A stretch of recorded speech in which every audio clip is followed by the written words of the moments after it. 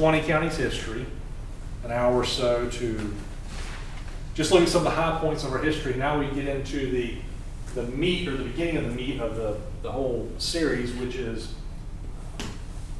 focusing on different parts of Suwannee County's life and what was going on. So today we are going to be talking about Native Americans, or Indians, however you want to call them, Native Americans.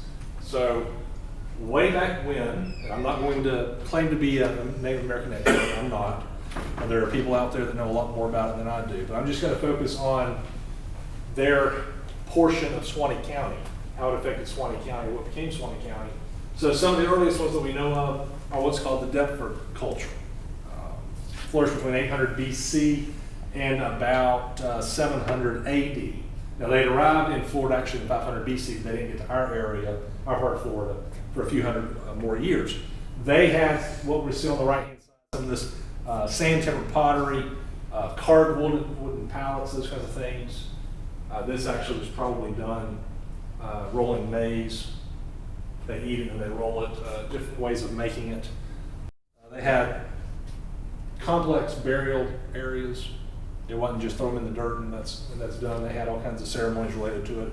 Ceremonial complexes, burial mounds, permanent village sites from time to time, and they had evolved, is probably the wrong word, but they had created a more intricate society than some of the previous cultures. Political and all that kind of stuff came up as part of the Deptford culture. Now then, like a lot of ancient Native American cultures, we don't know too much about them other than what we can dig up. They didn't have a written language, so we basically just have to dig up their archaeological sites what we can find. And so some of those things to the right are what we find on them. Now this group, and you'll see as we go through this, when I start mentioning dates, you'll see that there's some overlapping. And that was normal for these kind of Native American cultures, because one would be here doing their own thing, and then this new group would move in or start doing something different, and it would gradually spread. So a lot of these are overlapping as they are kind of living in close proximity. But they didn't have planes, trains, automobiles, that kind of stuff, so they weren't traveling as far as we do today, obviously. And so some of these cultures had little interaction for hundreds of years, so they were able to develop kind of independently of one another, and then eventually they met and either merged, or one went away and the other one took over. And it wasn't necessarily military, it was just, hey, we like the way you're doing things better than the way we did, and so that's the old stuff and now we're the new stuff. So that's kind of what happens throughout these Native American cultures. So the Deptford culture, after they were here, and as they were here, we came to have what's called the McKeithen Weeden Island culture. Now that the main group is actually the Weeden Island culture, and you can see that map. This whole area was the Weeden Island culture. The McKeithen Weeden Island culture was a subset of it, kind of like a regional variation on it. So there were little changes, little differences between the coastal areas and even in South Georgia for the Weeden Island culture. They flourished here between 200 AD and about 750 AD, mainly again in North Florida and South Georgia. They were hunter-gatherers, mainly like a lot of the previous Native American tribes before them. They also did a little bit of living in villages for limited periods of time. They did not have a full-blown settlement, so we're going to live here forever, but they would stay here for a little bit, they'd hunt, they'd gather, they'd get tired of that area, or they'd overhunt that area and move on to another site. So semi-sedentary, we call it. Now, just like these previous cultures, not much remains. We don't know what they spoke. We don't know the languages. They didn't leave a history for us. So what we get is what we get from digging up sites such as that one on the right-hand side, and we dig up these kinds of things. Ceremonial pots and pottery and all those kinds of things. So that shows just a glimpse of what they had in this area in Suwannee County, 1,500, 2,000 years ago. Now that as the McKeithen Weeden Island culture was going on, we had another culture or another group that came up. Now another thing I should have mentioned early on is when we're setting these dates, not me, but when these folks are setting dates, not all of them agree. Some of them might say 500 BC, the other one might say 200 BC, because it's hard to nail down when some of these things started, and sometimes it's very gradual. Just a little change here, a little change there. And so sometimes these dates are thrown out like we know for a fact that was the date. Well, we don't. It's just an estimate of when things happened. So the McKeithen Weeden Island, again, as they were going on, they were superseded by this other culture called the Suwannee Valley culture that started up really about 750 AD. So we're talking about 1,300 years ago almost. Wonder why it was called Suwannee Valley culture? Because it was in this area, and pretty much this area only. Otherwise, you had these other cultures that were still going on around them. So Suwannee Valley culture, they were, again, 750s when they really started, or about 750, and they were going on for almost 800 years. They actually were close to the time that the Europeans arrived in Florida. But there were other cultures going on again simultaneous to them, but they were in this area for several hundred years. Now, it developed from the McKeithen Weeden Island culture. So again, it was that McKeithen Weeden Island culture changed them. Somebody learned some new way of doing things or something different, and it evolved or changed into what we call the Suwannee Valley culture. It was very similar to the culture to the south of them, which is called the Alachua culture. Lots of different cultures around. This group, now when you go back and look at some of these other ones before it, very ornate, comparatively speaking. Even the Deptford culture, how they would do that stuff onto their pottery and make those, that's an axe head, by the way, on the bottom right. So they would do a little bit more involved in all their stuff. Suwannee Valley culture was more utilitarian. They didn't have elaborate stuff, they didn't have complex stuff. They did stuff for what they needed. So it's the difference between buying a Ford Pinto and a Lamborghini. Maybe that's a bad reference, but something that's,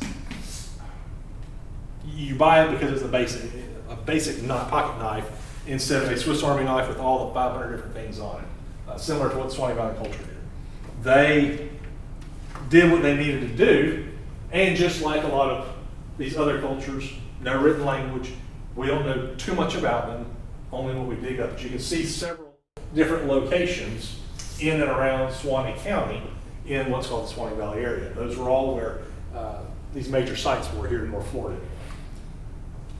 As they progressed, as other cultures moved in and changed the way they did things, the Timucua popped up. Now the Timucua were the ones, the Native Americans that were here when Europeans arrived in Florida in the early 1500s. So we know a lot more about them than some of these previous cultures. But this map shows a diagram of Timucua Territory as far as they know at the time. You can see Live Oak mentioned in there. Different other cultures south of them, even east of them, west of them. Now Timucua, the word comes from one of the Native American words, actually it's Thimagona, and what that means is my enemy. And what happened was when the Europeans arrived here around Jacksonville, what's now Jacksonville, they asked who lives inland. We're on the coast, but who lives inside the major part of the country? And those Native American tribes said, my enemy, Thimagona. Well, the European cultures thought that was the name of the Indians in here, and so they started calling them Thimagona, and then it changed to Timucua. So Timucua is not what they call themselves here in Florida. It's what Europeans and others have called them since then. And even when you say Timucua, there are different variations of that. Some cultures, some archaeologists, anthropologists and stuff will call them like Northern Utina, and there's different sub-tribes or subgroups within the culture. So again, these are names we throw out, that the smart folks throw out, archaeologists and whatnot, to try to pinpoint what these groups are, to differentiate them from other groups. For instance, south of us, this southern area down here, they call them the Ocala, which is where we get Ocala from. They were a subculture of Timucua probably. So lots of differences, and again, lots of people thinking lots of different things about it. Now, when the Europeans arrived in the early 1500s, that region had between 20,000 and 200,000 Timucua. Probably closer to the lower number, but I've heard as high as 200,000. But they were there. And again, we know a lot more about them because Europeans arrived. Europeans wrote down all kinds of stuff about them. There's a drawing here on the left that shows a typical Timucuan warrior. One of the things you'll notice about them is that they're heavily tattooed. What happens was when a Timucuan child, especially a boy, Once he grew old enough to start doing responsible things, maybe hunting or fishing or even fighting, every time he did something responsible, he would get a tattoo. So the older you got, the more things you did, the more tattoos you got. And so an old man would have had tattoos over a lot of their body. So that's one thing that stood out when the Europeans arrived. Another thing is these guys, and actually the women, were relatively tall compared to the Europeans. The Spaniards at this time, which were the ones that really came in contact with them the most, the Spanish were not even quite 5 foot tall in the early 1500s and 1600s. They have pulled up, they dug up sites that have bodies, or have the bones of some of these Timucuans, and the men averaged 5'4", and the women averaged 5'2". So even the women Timucua were taller than most Spanish men were at the time. Not only that, you see the guy's hair, they would pull their hair up, whatever you want to call that. Not a beehive, but I don't know what the terminology today would use. But they would pull their hair up into a bun like that and make themselves even taller. So these guys stood head and shoulders above the Spanish that they encountered. So kind of interesting and intimidating to an extent. Now, the Timucua, when we talk about Native American tribes here in the United States, Florida and the United States, we've got the Seminoles here in Florida. There you can go out west and you can see the Apache and the Sioux and a bunch of other Indian tribes. Well, you're not going to go find any Timucuans because they no longer exist. They're extinct, one of the few truly extinct Indian tribes in the United States. And they've been extinct for 450 years, pretty much, since the mid-1700s. Might have been some that survived until the early 1800s, but most of them have been dead for a long period of time, since 1700s, mid-1700s. Unfortunate. And again, as they were the ones that were here in the United States and in this part of Florida, when Europeans arrived, we know a lot more about them. For instance, some of what they did for life. And these drawings, you'll see just a little page beforehand, and most of these other ones, they are basically based on wood carvings from a guy named De Bruy. And what he did was, there was a gentleman, a Frenchman by the name of Jacques Lemoyne. He was an early settler to Florida at a place called Fort Caroline, who you may or may not have heard of. It was established in 1564 in the north part of Florida. We call it Jacksonville today. But basically the French arrived in 1564. The Spanish had already claimed Florida, but Lemoyne and others landed at Fort Caroline in 1564. And he was a painter, and so he painted a lot of things about what he saw, a lot of the Timucua, and not just the Timucua, the Indian cultures around them. Well, the next year, the Spanish got wind of it, did not like the fact that the French had landed on their territory, and so they established a place you might have heard of called St. Augustine, and then attacked and destroyed Fort Caroline.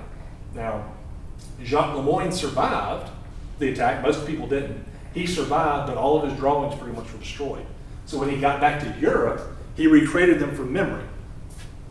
And then this guy named De Bruy made wood carvings, which is what we usually see. So these pictures that you see, most of them are going to be from De Bruy's carvings of Lemoyne's drawings that he did from memory. So they're not always 100% accurate, is what I'm saying. But they are pretty good, and they give us a good idea of life in the Timucuan society. When you look at Native American cultures, in the United States, the top of the food chain of culture was the Mississippian culture. There's a place up around St. Louis in Illinois called, between Missouri and Illinois around St. Louis, called Cahokia. It's a massive Native American place. At one time, actually, it was bigger than London. I think 1,000 years ago, it was bigger than London, which was one of the biggest, basically the biggest city in Europe at the time. A huge place, but that's the Mississippian culture. They had huge complexes. They had temples. They had earthen mounds that went up 100 feet. That's like the top of American Indian culture. The Timucuan were not that high up. They were like the next level down. Others were further down. All they did was hunted or gathered. But the Timucuan hunted and gathered, but they also farmed. And they used, at the time, what would be considered modern farming methods. So you can see drawings of their farming. The hunting, they did some interesting stuff, and that picture shows it.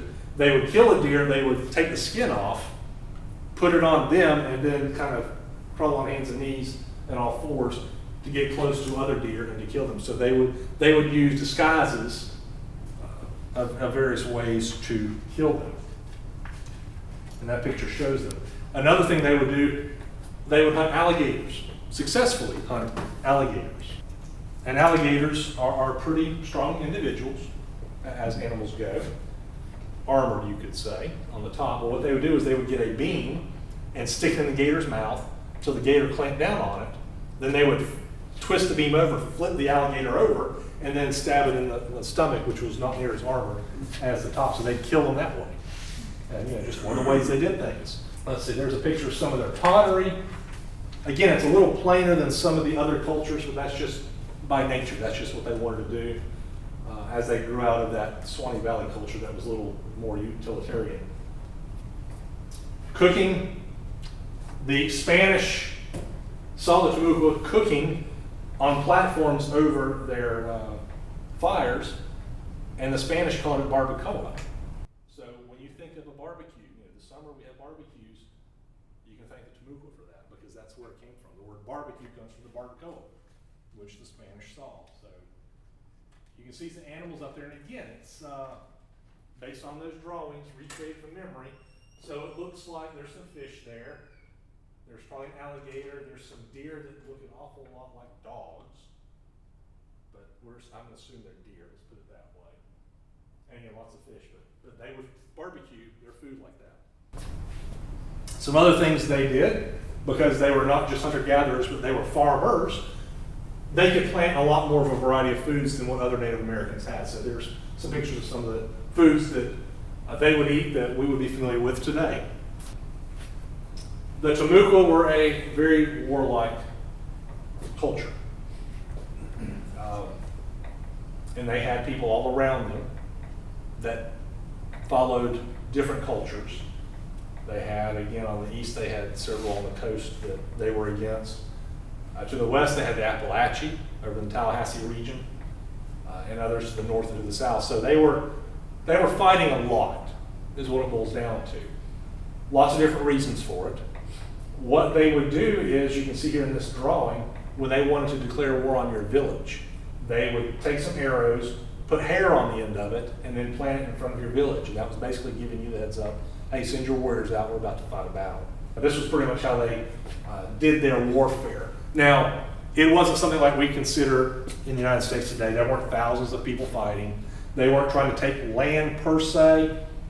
More or less it was, you're on our hunting land, we want you off. Or, I don't want to marry my sister, I need to find some girl that's not related to me, so I'm going to go take a woman from your village.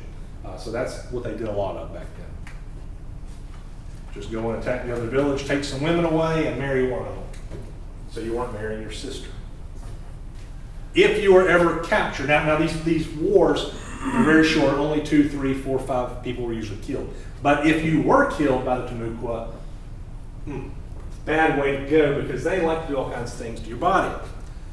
They would scalp you, which you hear about all the time. They would scalp you, heat it up over the flames, and then carry your scalp around as a trophy showing that we killed you.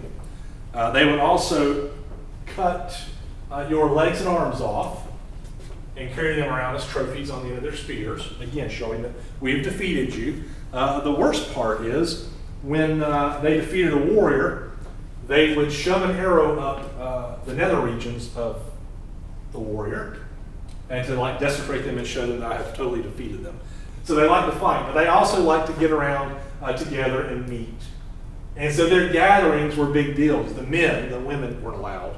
But the men could get around, and they would meet pretty much every morning. They would have a council. The chief would meet with the men of the village and have a council. They would meet in their little, either outside or in huts that were prepared.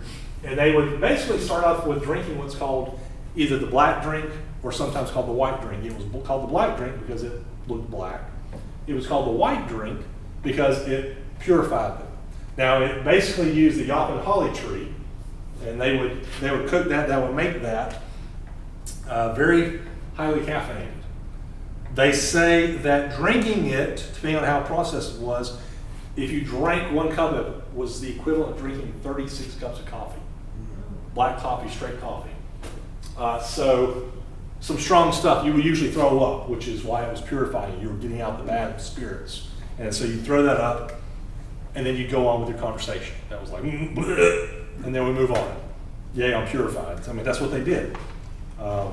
That was just their normal morning ritual for the men.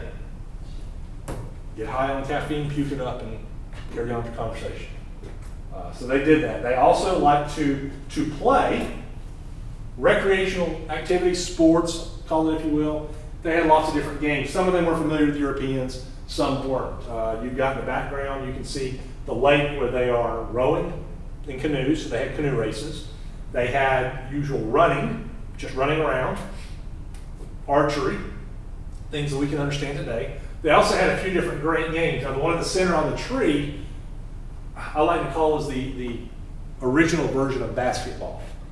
It's called the Appalachian ball game, but basically what you would do is they would put a basket on top of the tree, and you'd have to throw a ball into the top of it, into that basket. So kind of like making a basket in basketball. They also had something that's usually called chunky, and that was kind of a combination of different things. We call it a combination of horseshoes and bowling and some other things. Basically, they would get a stone or some kind of cylindrical object and roll it like a bowling ball, where somebody else was throwing a spear at it, trying to get the closest to it. So that was called chunky, and they did that.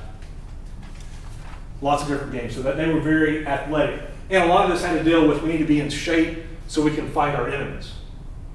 And so they did a lot of this with that ulterior motive behind it. Now they were going along good, no problem.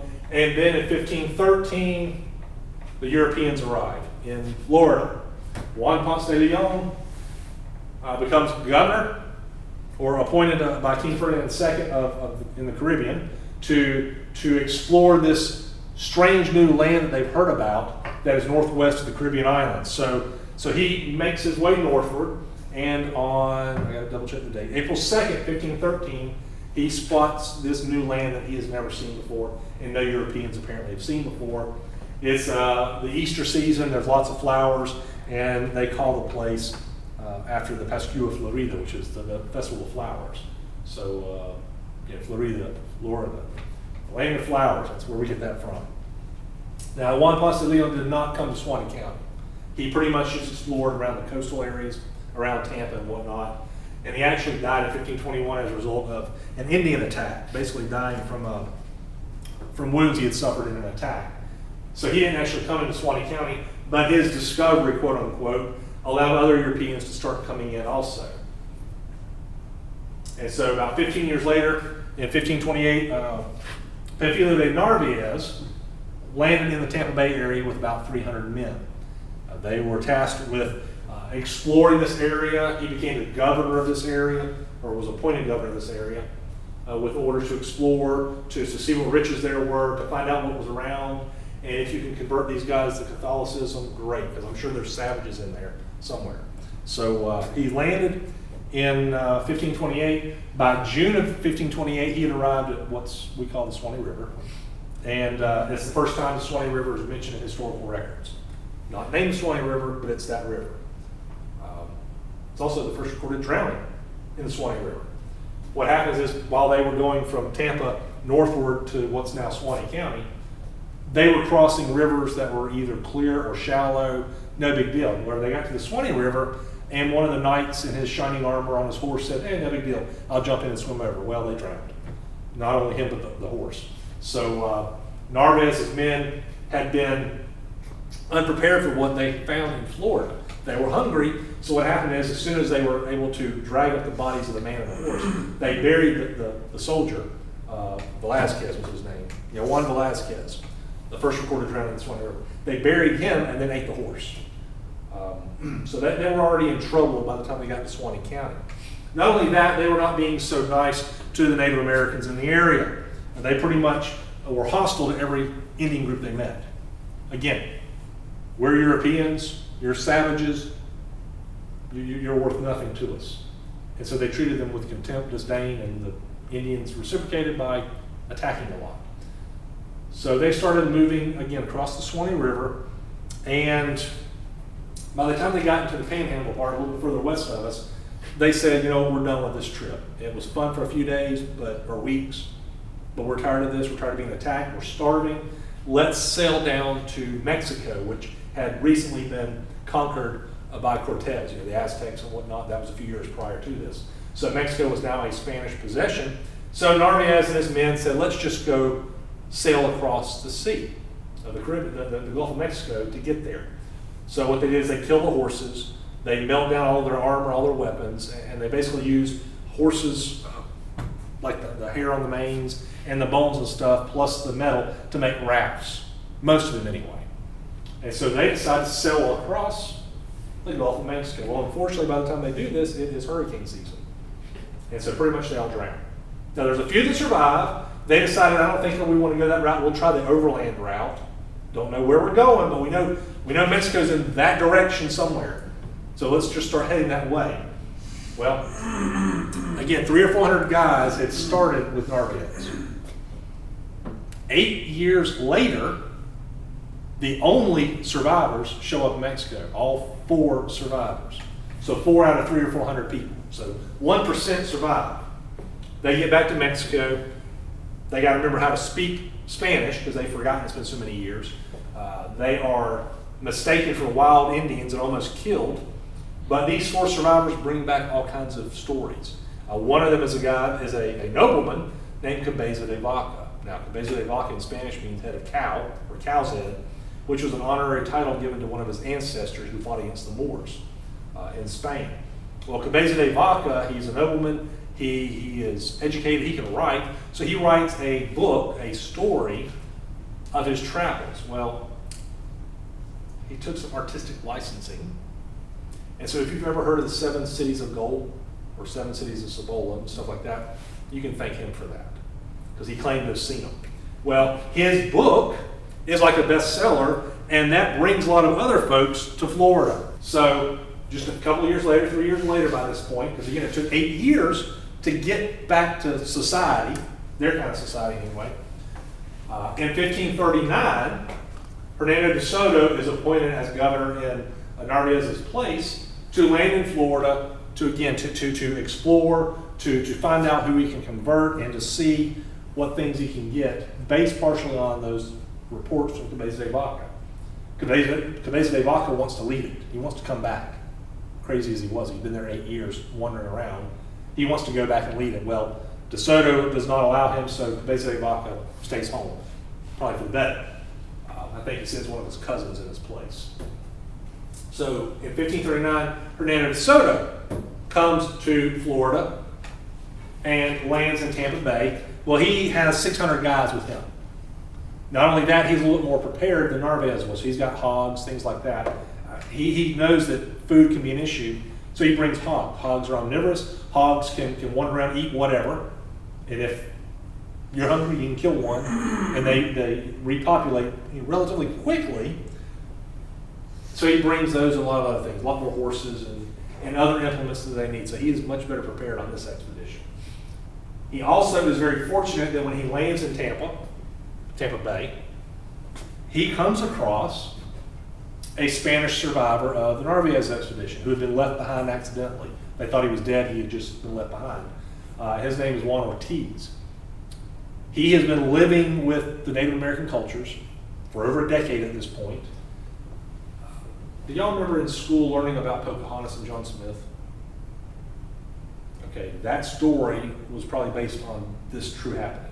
Juan Ortiz was captured by the Indians there. He was supposed to be executed by the chief. The chief's daughter said, "Oh no, Daddy, please don't kill him." And so the dad relented, and instead of killing him, made him basically a slave. But in the process, this Spaniard was able to learn not only the language of that culture, but all the other cultures that one interacted with. So he is now a translator for this whole area, for this chief in the Tampa Bay area. So De Soto was able to find him, get him, bring him along with him. So De Soto, for hundreds of miles now, can converse with those Native Americans. And it might be De Soto says something in Spanish, Ortiz hears it, translates it into this Native American language. who then translate to somebody. So it might be sometimes, by the time they got close to here, they're doing 4 or 5 translators. But these Native American tribes have interaction with a little bit of limited interaction with one another. So when they're trading, you might know the language of the one beside you, the culture beside you. Well, that one knows the one beside them. So that was kind of a trail of translations. So Juan Ortiz allows De Soto to speak with these Native Americans for the first time. Other Europeans had not been able to do that. Narvaez didn't have that at all. And so De Soto was able to talk to them and get information out of them and tell them things. So that is very helpful. So he begins exploring in 1539. This is a route, one of several routes that have been proposed over the years of De Soto's expedition. You see he lands in Tampa Bay and marches his way northward, going through several Indian groups, including the Ocali, and then he arrives in northern Florida. Now the red is where De Soto was in charge. Where the red ends is where De Soto dies in 1542, I believe. He dies, and the blue part and the green part is when his survivors go their own separate ways back to Mexico. Some go down the Mississippi River, some march through Arkansas and Texas. Most of, well, a little more than half of his expedition survives. Out of the 600, about 300 or 400 survive. So a lot better odds than Narvaez's 4 surviving. Plus 4 or 5 of these guys that travel are writers. They are historians, they are archivists, they are people that are secretaries that write down what goes on. So we know a lot about this travel. Which again, we don't have time to get into all of it, but a few points to it. You can see here, it's zoomed in of Suwannee County and the Suwannee Valley region. Well, they're moving along northward. They're capturing some of the Indians. What De Soto did was he would try to find the chief, or the cacique, the Spanish called it, but he would try to find the chief of that village or that area, capture them, because these chiefs are kind of looked upon as gods in a way. And the villagers did not want to kill their gods, so he basically used them as an insurance policy to get through safely as he moved northward. So what happened was, by the time he got to the Timucua River, they came across a group of young people that were frolicking in the river area, including a young girl. They capture her. She apparently is the chief's daughter. The chief is named Aguacaliquan. And he's not just the chief of that village, but he's like the governor, the regional governor of pretty much this whole area that's in blue. So they've got the daughter of the big chief. And the chief comes to De Soto asking that he will release his daughter. De Soto says, no way, and thank you, by the way, you are now my prisoner also. So De Soto has a governor of the area, I guess you would call him, as a prisoner. Well, they are not too happy about that. As they go north, they finally stop at a place here called Muchas Aguas, many waters, because we're talking about September now, hurricane season, again, lots of rain. And so he stops there for a few days. It's a beautiful place. And they decide to start going westward. Well, meanwhile, they still have Chief Aguacaliquan with him. And the other areas, some of these other villages in this area, are sending messages to De Soto saying, hey, release our chief, or we'll have birds drop poison arrows on you. We'll have the earth swallow you up. We'll hang you by your toes. And just all kinds of threats that if you were another Indian tribe, you would say, okay, I give up, you can have him back. The Spanish just laughed at him and kept on going. Well, they stopped at a place called Napituca, center of that circle, probably somewhere in Suwannee County. All the records seem to indicate it was in Suwannee County. And it was a very beautiful place. The writers that were with De Soto wrote that it was a very beautiful place. It had a nice plain around it, just a beautiful scenic place to be. And they stay for a few days to rest, recuperate, just see what's going on, what's in the area. Well, these villages around, who are under Aguacaliquan, decide we're going to change our attitude. We're going to change what we're doing. We're going to try to make nice with De Soto and his men. We're going to send peace envoys to him, but what we're really going to do is a surprise attack. Remember I said they don't usually do surprise attacks? This was one where they decided to do a surprise attack. So we're going to make nice, but then attack. Well, they make the mistake of telling some of the Indians that De Soto had already captured, like some of those Ocali warriors and others that De Soto had captured along the way. And these other Indians think, hey, it's a good idea, we want to get released, we want to get free. But then they start comparing De Soto's men and their weapons with the Indians. So the Indians, you've got bows and arrows, spears, naked except for loincloth. De Soto's men, you've got guns, you've got swords, you've got armor, you've got horses. I think the Spanish are probably going to win this battle. So some of these Indians tell De Soto what's going on. So De Soto is now ready. But he agrees to meet with the Timucua people just in case it's not a ruse. And so he goes out to the middle of the plain, he and a few others with him. Well, the envoys, the peace envoys, do not come into the middle of the plains, but thousands of warriors decide to run in from the trees. And so De Soto is ready. De Soto and his men are ready to fight. These are what the Spanish are using, some of their weapons, some of their armor. They've got primitive guns, nothing like what we have today, but they had guns, spears, swords, armor, shields, all kinds of stuff. And so what happens is they have a battle. It's called a couple of different battles, the Battle of Napituca, because that was the area. What happens is these Timucua, there's thousands of Timucuan warriors versus a few hundred Spanish. But again, the Spanish have weapons, plus horses, which most of these Indians have never seen, and they think they're like demons or dragons. And even the horses are armored. The Spanish have armored horses. They put armor all over them. So they were hard to kill, just like the Spanish were hard to kill because of the armor. And so these few hundred Spanish rout the thousands of Timucua. A lot of them escape, but some of them flee into two lakes or two ponds in the region. Now again, it's been flooding, and it's been raining a lot, so whether these were lakes or ponds normally, or whether they were sinkholes that had filled up, we don't know for sure. That's one of the issues with this battle and locating exactly where it is. So this battle happens, and what the Spanish do, they're able to surround the larger of the two ponds or lakes. And all night long, the Timucua in there are trying to fight, trying to attack, and they're using bows and arrows. It's deep enough that what the Timucua are doing is one of them is underwater, another one is standing on his shoulders, shooting out of the water at the Spanish. So the Spanish have all these, this armor, all these weapons. They're not being badly injured.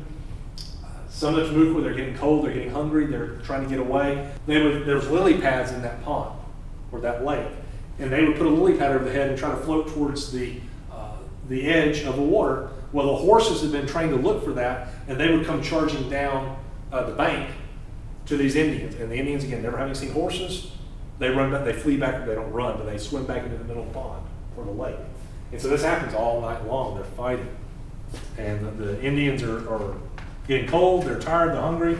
So by the end of the night and into the morning, these Timucua start to surrender. One by one, the ones that are left surrender. Eventually, the village chief, whether it's Agaliquan or one of the other village chiefs, supposedly Agaliquan, is the last one to come out. He does this nice long monologue that the writers put in their histories.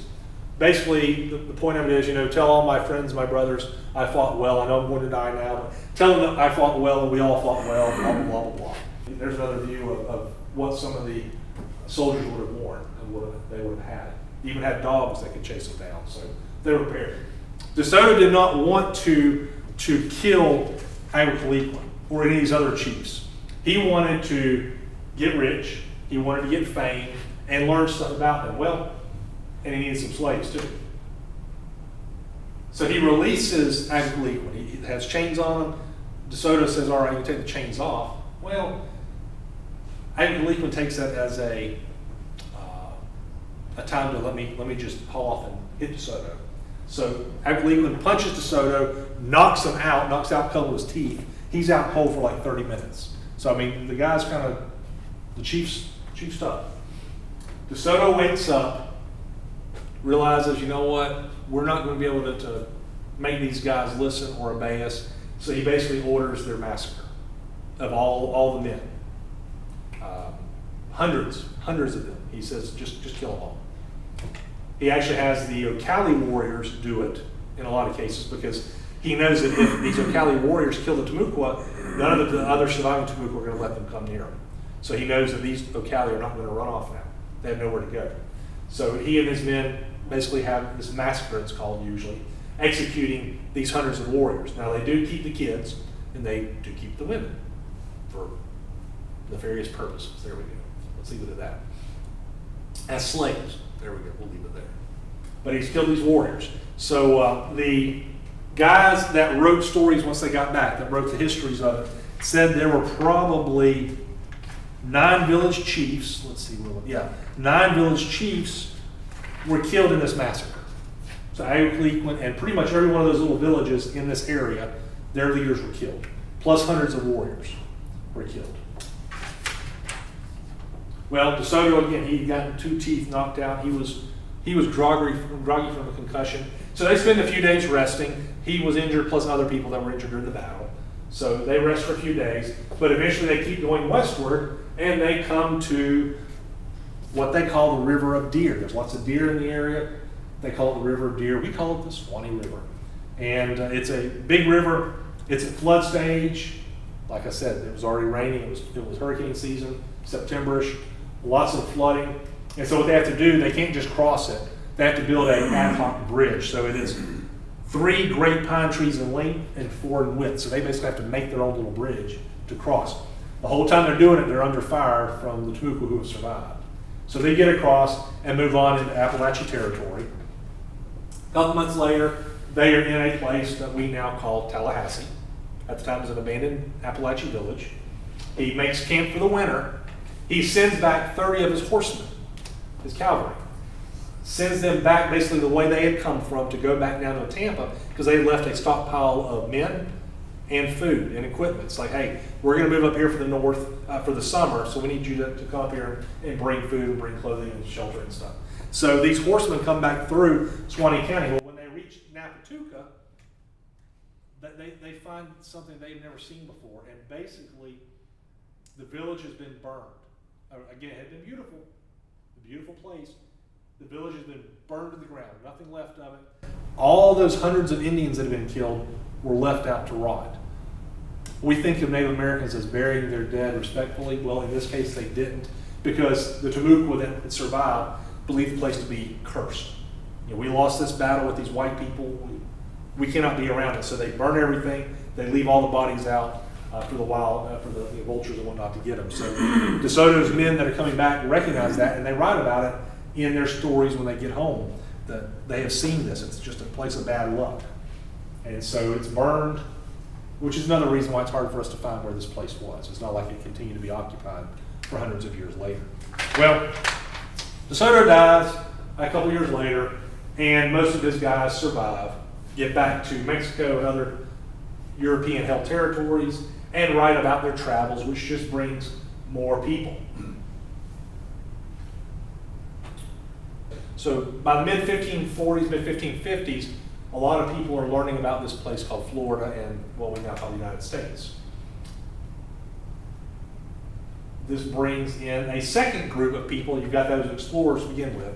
Now you've got the religious folks, the missionaries coming in because they see that there's a lot of savages, as they called them back then. Native savages who need to be converted to Catholicism. So they start moving in first on the East Coast around Jacksonville, St. Augustine, but they move westward. And so by the early 1600s, they are in Suwannee County, what's now Suwannee County. Started at St. Augustine, moved their way westward. We'll talk about it in more detail next month. Not today, but next month. The missions, several are established in what's now Suwannee County. And again, we'll talk about it next month.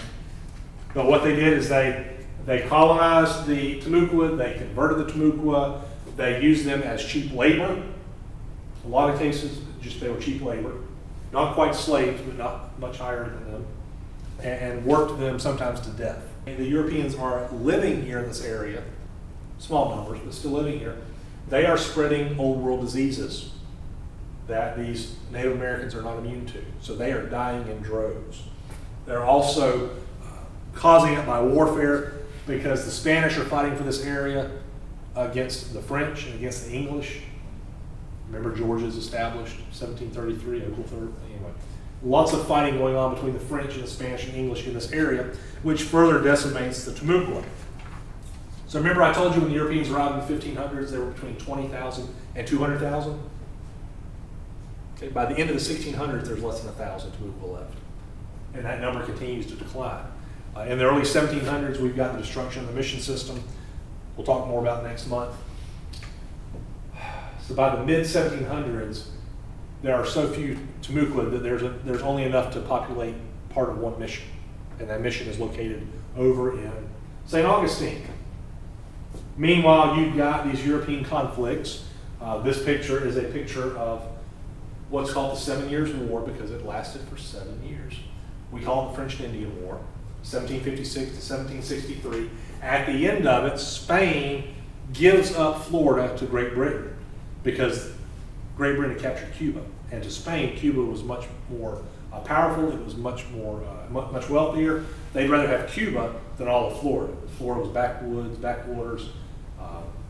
All these Native Americans were still fighting back and forth. And so Great Britain traded Spain, traded Florida for Cuba. So Great Britain takes over Florida in 1763, and the very few Timucua survivors leave with the Spanish and move to Cuba. The last known Timucuan dies in 1767. His name is Juan Alonzo Cabale. He was born in 1709 in this church, which still exists there at St. Augustine, that Mission Señor de la Leche. It's also known as Nombre de Dios. But it's there in St. Augustine, just north of the fort, Castillo de San Marcos. There's like a big cross, I think you can see from it, and just past that is where this is. So he was born on that property in 1709. He was actually only half Timucua. And his wife he married was not even Timucua because there were no more Timucuan women to marry at this point. He left with the Spanish and died in 1767 in a place called Guanabacoa, Cuba. So that's the last known Timucua, 1767. With him, the culture died. What little was left of it by that point anyway. Now, there have been suggestions that some Timucua survived in the wild for another 40, 50 years. No proof of it, just suggestions, before they were kind of merged with the Seminoles. And that's one for another time too. So what we have at Timucua now are what we can learn from the writings of the Europeans, from digging up and understanding various sites. These pictures are from Indian Pond site, which is just across Suwannee County line in Columbia County. Basically what they were doing was there was a subdivision that was developing here years ago. And so they went through and they excavated the site of this Indian village to find what they could before the subdivision was developed on top of it, basically. So these are some pictures of some of the sites with some Spanish buildings kind of intermingled because it was colonized. And then dig up artifacts of the Timucua. So they're extinct, they're gone, and that's Native American culture basically before Europeans arrived anyway. So next month, the first Spanish period and the mission system.